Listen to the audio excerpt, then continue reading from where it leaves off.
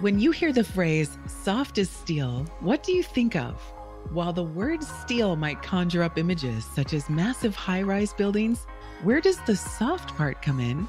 And what exactly does this mean in our work and in our lives?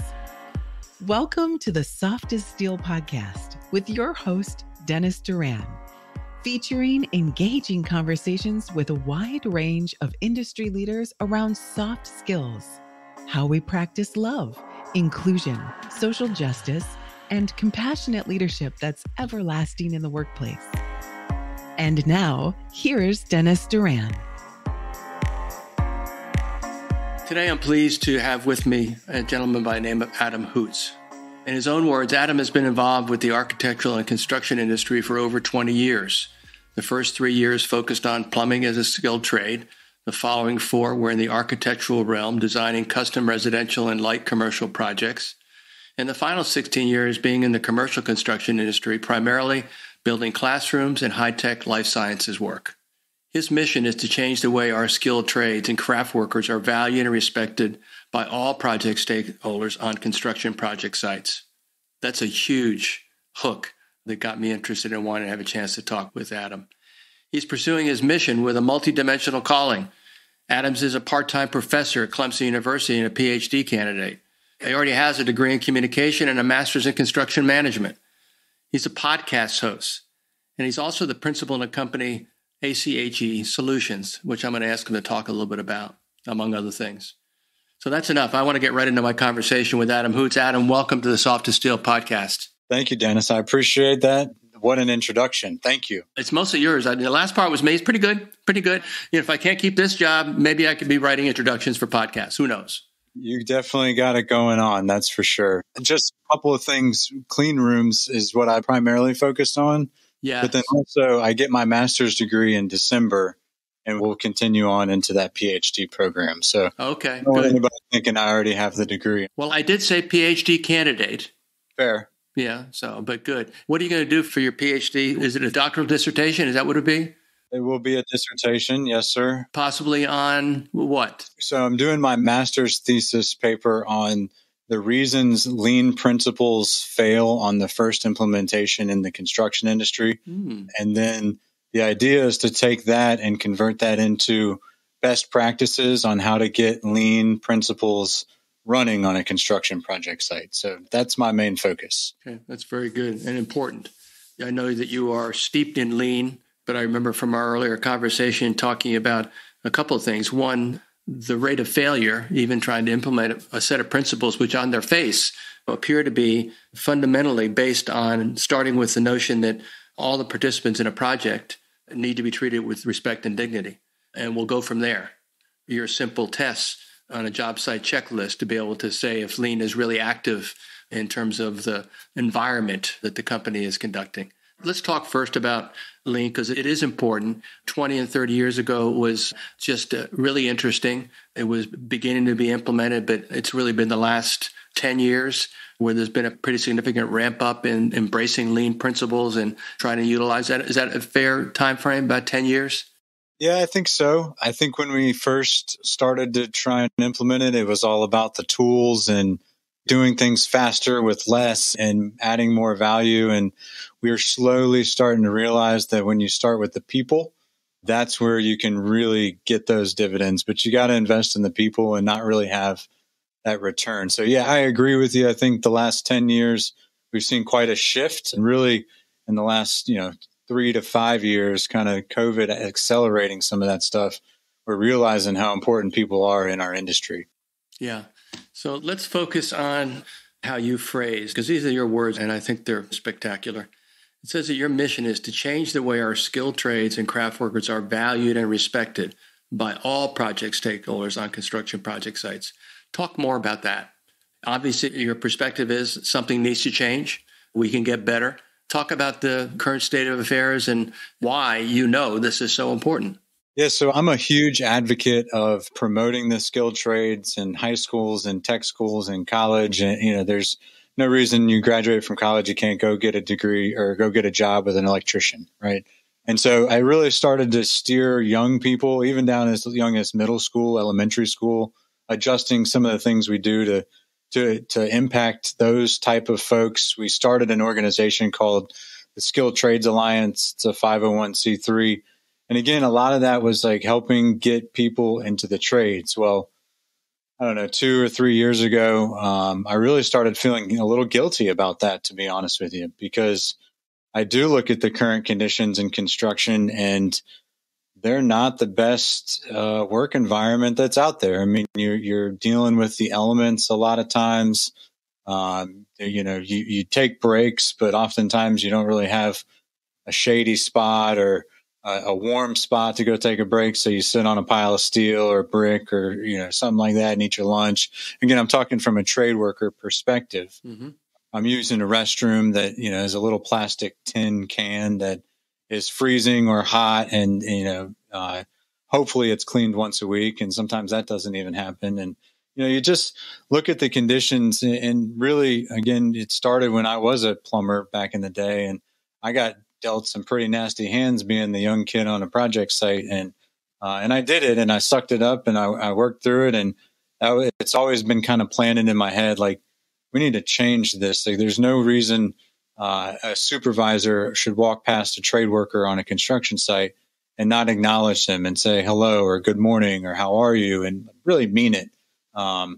And that happens every day. And it's not even, I did it on jobs, right? I'm not accusing anybody of anything. I'm just telling you what it's like on a real job site. And these things happen not out of intention, but because we're busy, right? We're trying to get things done and variations hitting, and there's a fire here and this person didn't show up, or that person has too much material. Like, there's always something going on, or owner wants to change. And so our brains are all over. It's hard to hit the pause and reflect button and try and learn something about somebody or learn something on the job, because we're constantly going. And so, again, I started feeling a little guilty that, hey, I'm encouraging all of these young people to come into an industry that society doesn't even really respect them, right? They don't. And so trying to light this candle from both ends of the stick now, right? We still need young people. We still need a plethora of trade workers in the industry, and they're getting more and more expensive each day.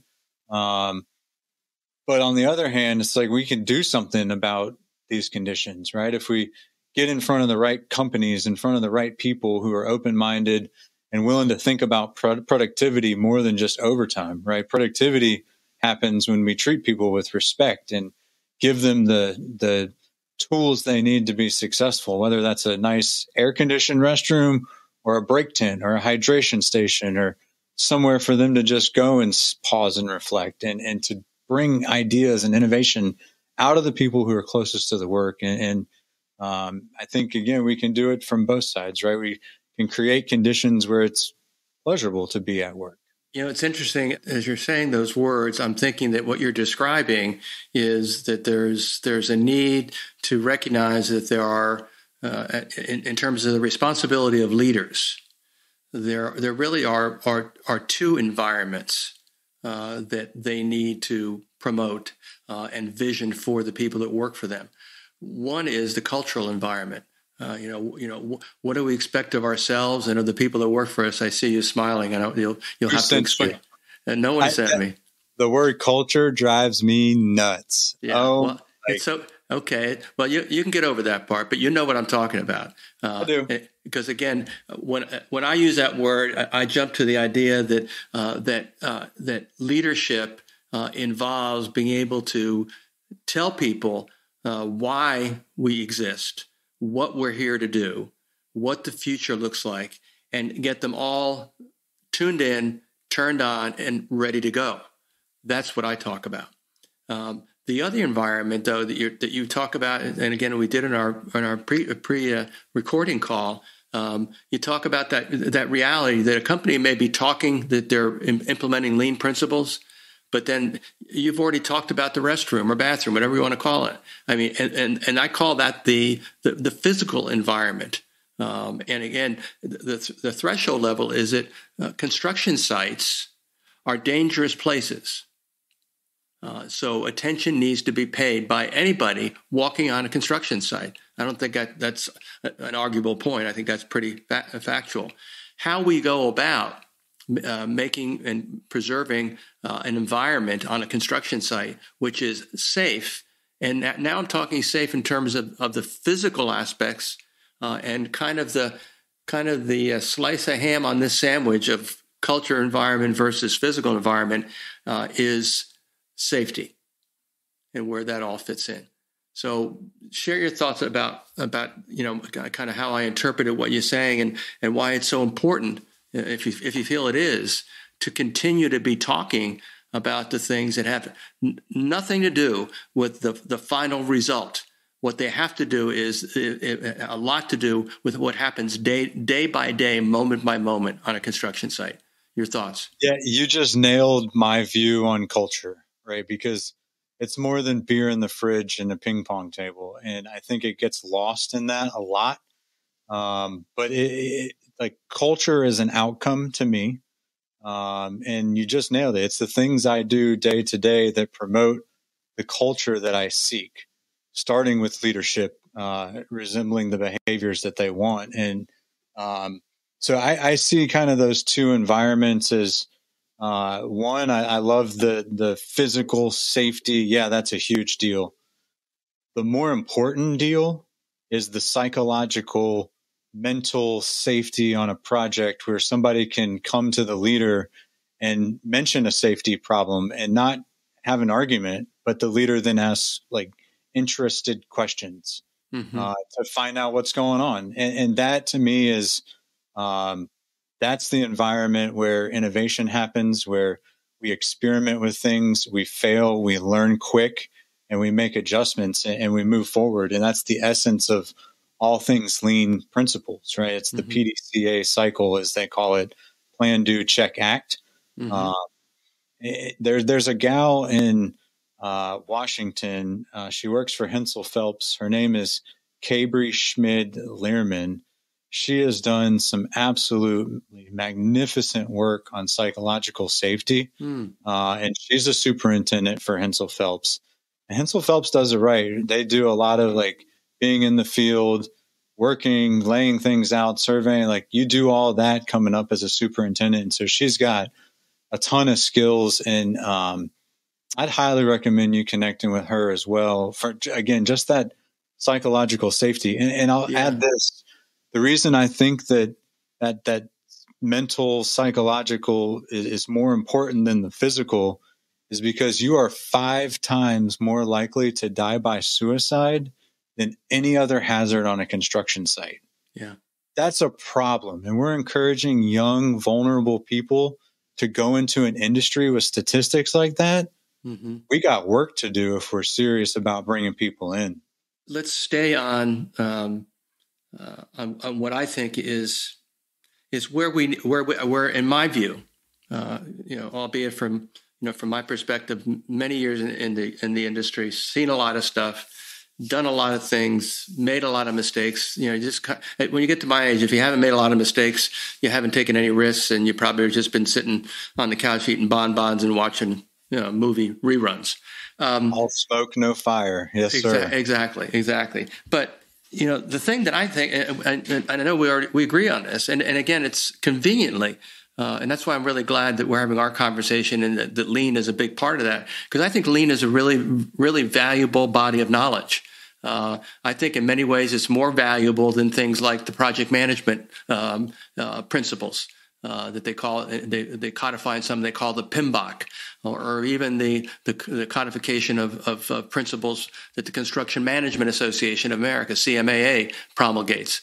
I just think that that the idea of building a set of tools that has as a starting point, we're doing this not simply to push out waste in all parts of the very long cycle of develop, design, build, occupy. Whatever, these are just my phrases, but it's much more about, again, how the people interact with each other within the stakeholder groups, but also among the stakeholder groups, in order to be able to be more active in dealing with the day-to-day ups and downs, the changing circumstances, the owner's directed change orders, whatever it is. But we do it in a way that it's not just us yelling at somebody, which is the way it was done 20, 30, and 40 years ago, but it's built on a foundation that we understand each other because we spend time in, let's call it in a training setting, learning these lean tools. But implicit in most of lean is, again, the people piece. And I always talk about, we do a good job in the trades of teaching people the tools, the methods, et cetera. I think we do a good job. Some of the unions have phenomenal training centers for their apprentices. Others have okay, but generally we do a good job. And that extends to what the contractors do, because as you well know, the predominant model of training in the construction industry is still based on OJT, on-job training. Apprenticeship classes are hours in duration. What an apprentice needs to learn their craft is measured in months and years. And is hands-on. It's under the supervision of a mentor or a coach or whatever, or some structure, and it takes a lot of time. But what we don't do, and this is your mission is about valuing and respecting skilled trades. What we don't do is, with that thought in mind or anything like it, we don't develop the whole person. We develop the part that puts work in place. Period. Hard stop. We don't develop the other part of the person that can help them deal with problems like a wellness issue, like addiction, like suicide, like dangerous situations on a job site, and be able to handle communicating about them, even if they have no responsibility to resolve them, but just to be able to know what to say, who to say it to, and how to say it in order to be able to get progress and results. Your thoughts? Yeah, you nailed it. We use people for the neck down. Right? We don't use their minds. And it's kind of that public school approach where we're just testing people, or we're teaching to test, or we're telling to test, and we're not asking them to think. And that's a problem, right? Testing versus thinking. Again, it starts at an early age. We just get in this mindset of, can you spell these words? Not, do you know what these words mean? And again, in the Hoots household, we do things a little bit different.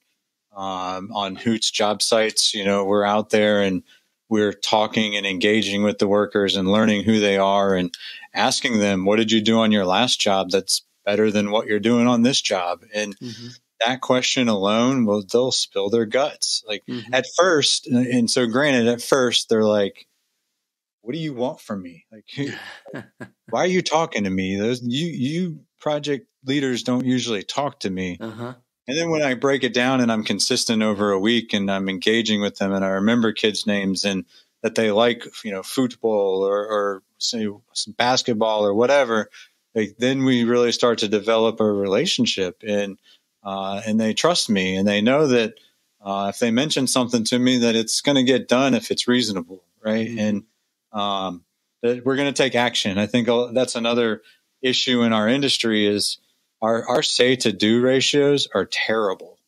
They say more than 2/3 of projects are over budget and past schedule. That's like, it's unacceptable. And so, again, back to lean and the origins of lean even, right? Like with Sakichi Toyota, rumor is he saw his mother looming back in the day, and it was a really dangerous job, right? Fingers close to needles.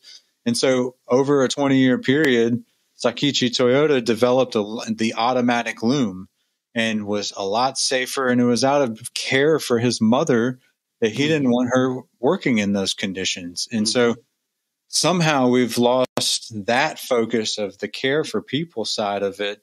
And we've really put an overly emphasized the tool and the process improvement and the value add and the return on investment and all of these things, whereas lean started out of a true care and respect for people, like a deep care for the worker doing the work. And that's been lost. And we need to find that from not just a supervisor to worker perspective, but honestly from a societal perspective, like globally, we need the trades. Nothing happens without the trades. Doctors don't heal. judges don't instill justice, teachers can't teach without a skilled trade worker. So we need to really think about those essential workers who are out there day in and day out, just busting their butts in the not as good conditions as they deserve. Yeah. Well said. In your experience, is there any discernible difference? Again, the construction world is conducted with organizations that are both affiliated with unions and organizations that are not. And let's talk about it maybe from the lean perspective. Does that matter to lean?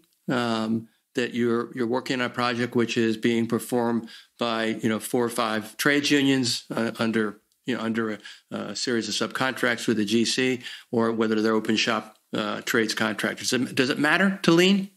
I think lean applies in both environments. Unions were initially created to organize the people around driving respectful conditions, right? Mm-hmm.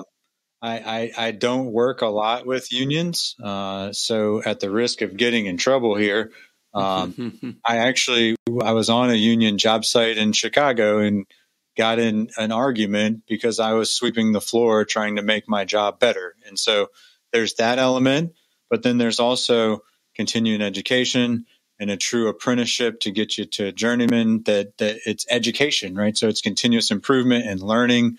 And so they are promoting some thinking there, right? They're teaching those technical skills for people to be successful on the job.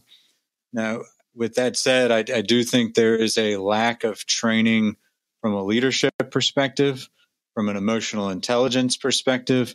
We've got in our industry, we go and we award and promote the person who turns the wrench the best, or who solders the best pipe.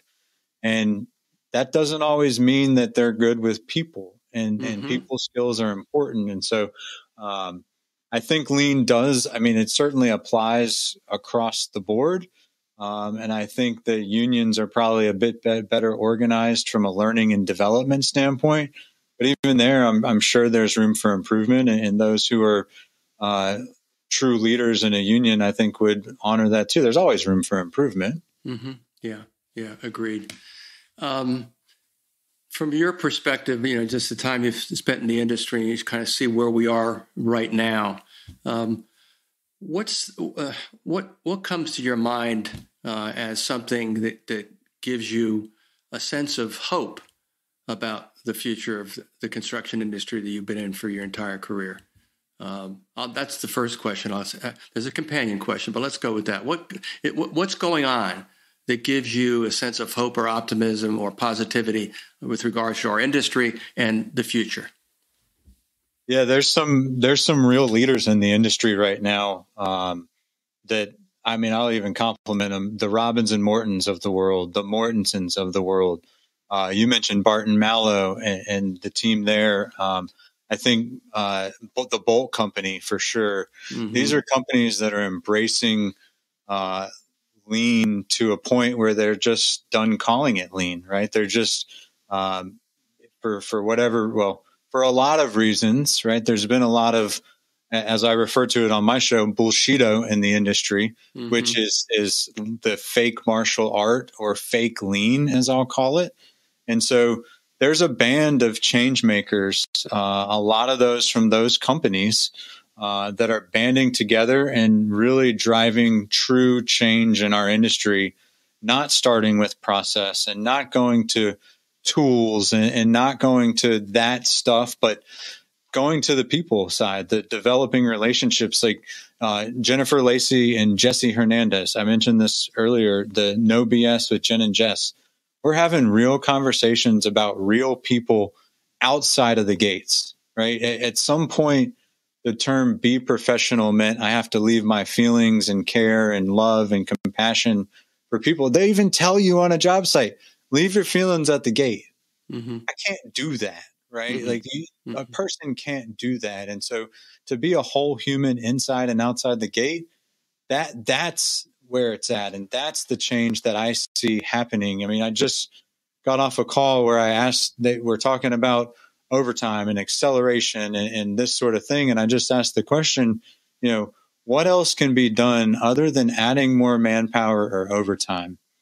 And we got crickets for a little while. And then the project executive spoke up and he said, well, what if we brought one of those nice restrooms out here? It's like, yes, like we need mental model shifts in order to affect the system at the most vulnerable level, right? We keep working on physical events, but that's so close to the fulcrum that we can't change the system that way. We've got to focus on people's mental models in order to drive true change. And that's happening, right? Like you see the support coming, like trailing in on LinkedIn, the people that are getting behind the Jason Schroeders, the Felipes, they're out there. They're like Justin Uyar, the Dwanda, they're making a difference in the industry, and they all work for different companies. That's one thing. Tomorrow morning, we've got a lean coffee with the Old Dog Lean community. And it is superintendents across the country from East Coast to West Coast. And we come together and we share knowledge on what's working. Like every week, somebody will bring a problem to the table. Hey, I'm dealing with this. Oh, I dealt with that. This is how this worked for me.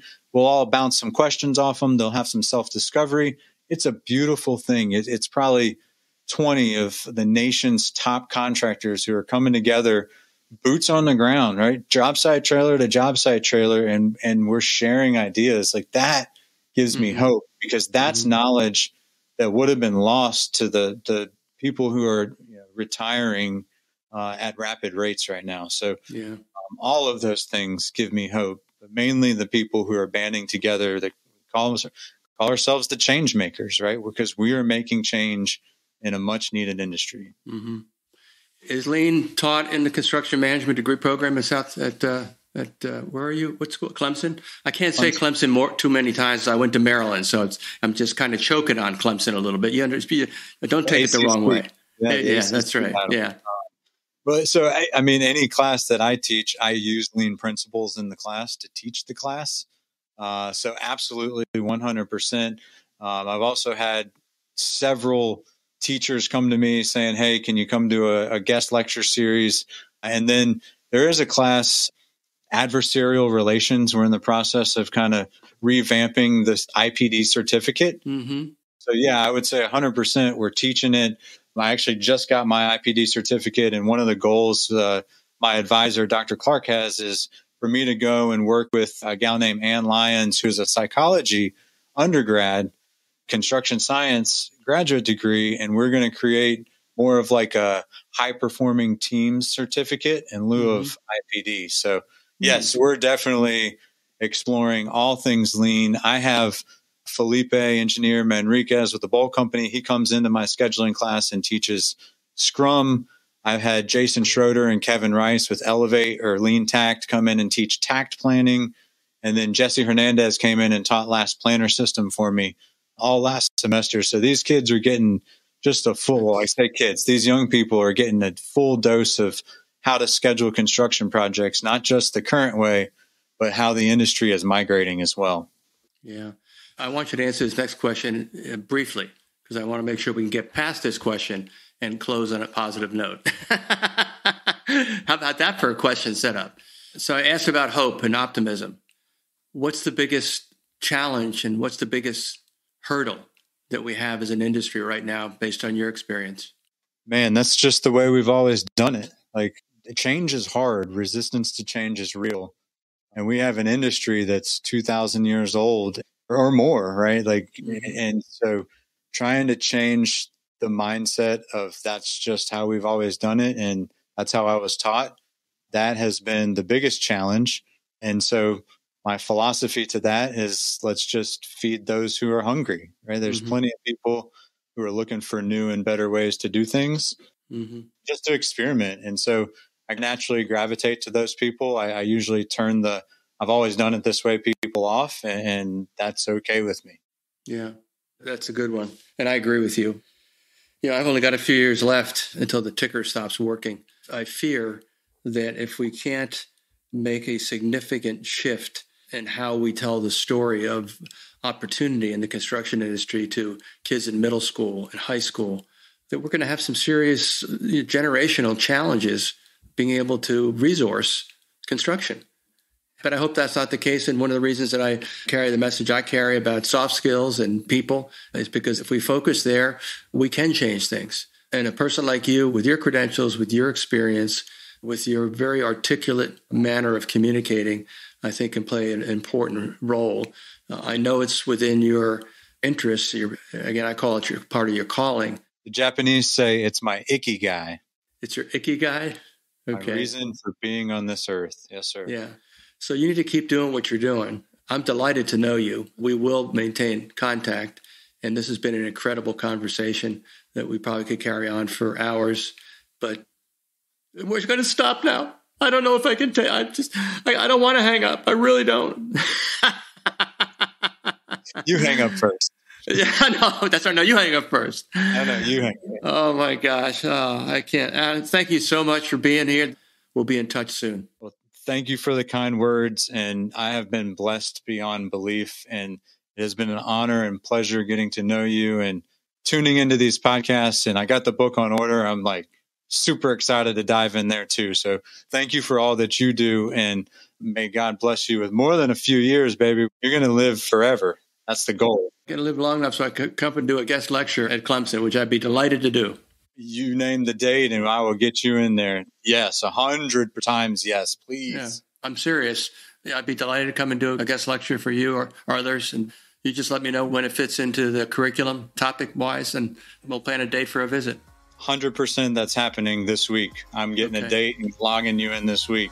All right, buddy. Okay, thanks again for being here. My pleasure.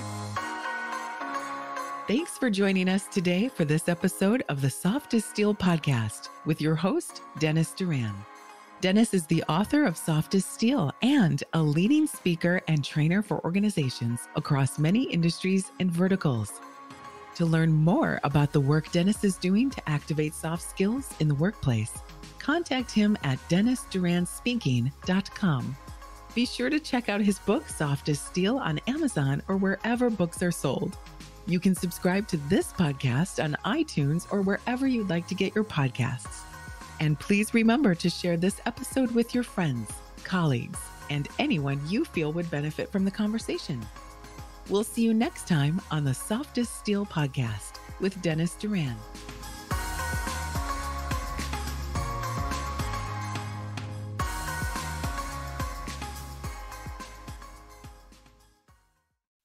Produced by Audivita Studios. Connect your voice to the world.